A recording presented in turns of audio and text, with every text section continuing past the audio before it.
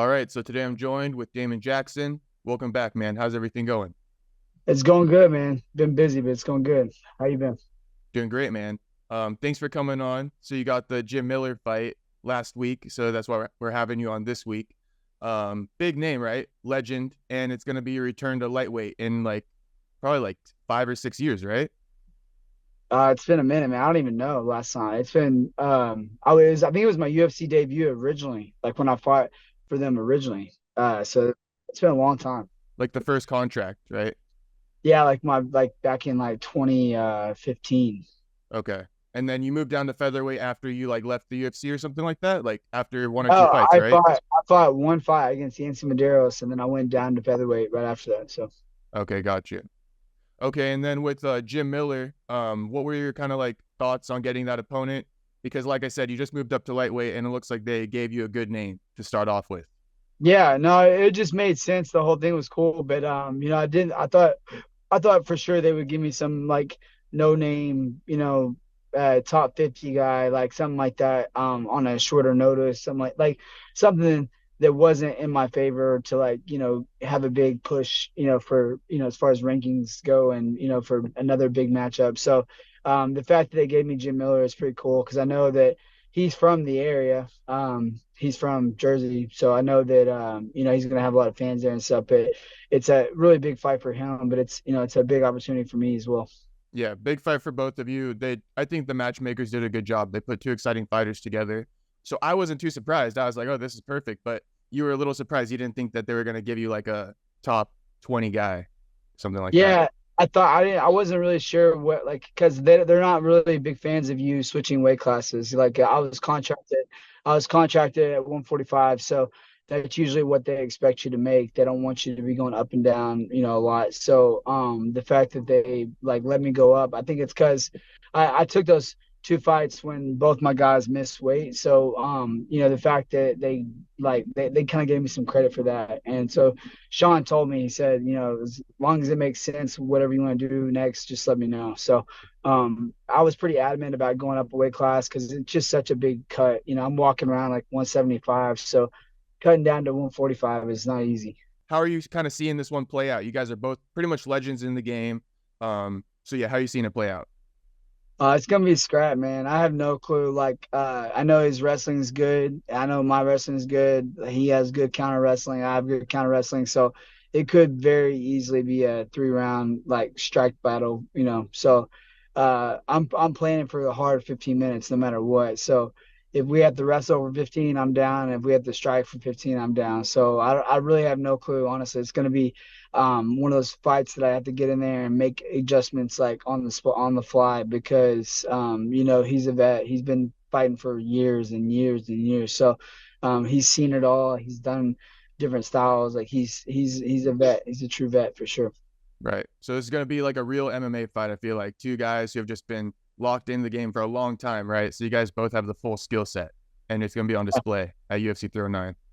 Yeah, man, I'm excited, man. I really am. This has definitely got me excited about just having a fight. It's cool. And with okay, so there's a common opponent, right? You guys both got Alexander Hernandez. You obviously beat him, and then what's his name? Jim lost, but it was at lightweight for Jim and at featherweight for you. So people are probably going to include like the weight cut had something to do with it.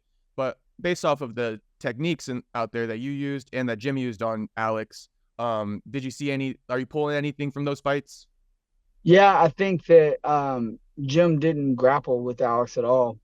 He didn't take him down. He didn't have any control. He didn't like threaten him with any submissions until like the last 30 seconds. He caught him and then got his back because Alex slipped. So I think that my wrestling is better than his. I think that just being at lightweight, it makes me excited because I won't have that same fatigue going into the second, third round like I have been with the cut to featherweight is just too much. So it's nice to like have that like have my wrestling back and to have that cardio back. So I'll be looking to take the fight wherever it needs to go, but I know that I'll have to make it up as I go because he's going to be adjusting too. Yeah, so a lot of adjustments in the fight, probably like multiple game plans are going to be executed. Yep. Okay, and with Alex Hernandez, that those two fights, do you have any confidence as far as like MMA math, I guess, being like Jim lost, but I won. Like, is there any confidence you have from that or not really?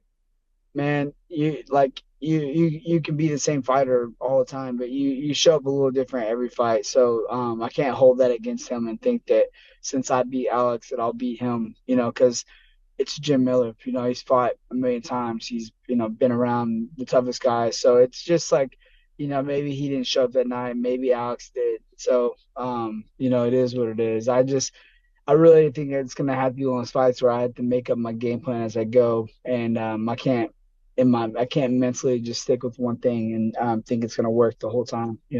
Okay. And I hear what you're saying for sure about like making up the game plan as you go. But also something like people have been talking a lot. It's more of a boxing term, but it's kind of coming into MMA now. The blueprint, right? And like we're talking about Alex, he got the victory over Jim. You said Jim didn't really grapple him. Is there a blueprint out there on how to beat Jim at all, or what do you think about that thought? I mean, you can definitely like pick things that people do for multiple, like when you watch multiple fights. I wouldn't say just the one performance against Alex, but like, there's things that I see in multiple fights that he does that I can capitalize on. But it's just that's the name of the game. Like you're gonna do it for a little while, and then he's gonna have to adjust. And with him having as many fights as he has, I know he's gonna adjust, and I know his camp's gonna be there to tell him what to do as well. So it's gonna be on the fly, making it up as I go the whole time. I think it's not gonna be an easy fight at all. But I'm definitely excited about just getting in there and getting to level up to that. Fighting a guy that's had that many fights, in the UFC and stuff, and just all the experience he has. So it's pretty cool to be a part of it. Okay. And with his last fight with Bobby Green, did you have any takeaways from that? Obviously, it was a rough fight for him. So he might be coming in here a little bit like I don't know if he has residuals, you know what I mean? But how do you kind of view that last fight?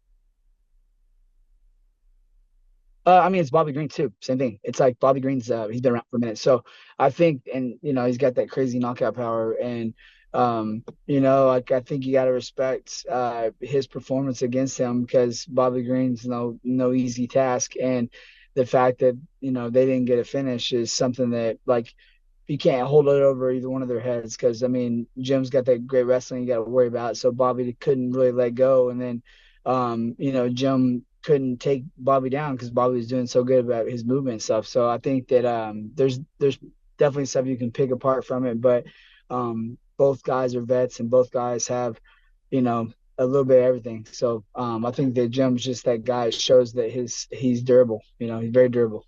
Okay, so yeah, it's definitely something to prepare for, plan for, right? Is a durable freaking opponent. Yeah, 15 minutes for sure. Yeah.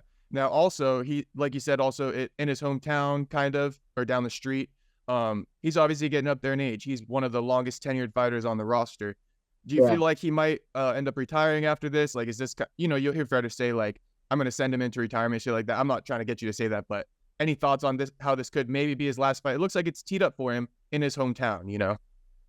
Yeah, I mean, if it's his last fight, that's cool to tell. Like that, I'm getting to fight him before he goes out. But he's still dangerous as hell. Like he might be 41, but that dude, he's been doing this forever. And it's like, the older I've gotten, like I've realized that like my body still feels pretty damn good for my age is 36. It's like as long as you're staying active and you're staying busy, you can make this sport last a long time. You just got to make sure you're not taking the damage and stuff. And for him being 41, he still looks pretty damn fresh to me. He still has that power. He still has good wrestling, good defense, and there's definitely threats that are still there. So it's not like I'm going into this fight thinking he's 41. It's gonna be easy. Like I'm 36, so it's like he's tough as hell. I'm tough as hell. It's gonna be a fight for sure.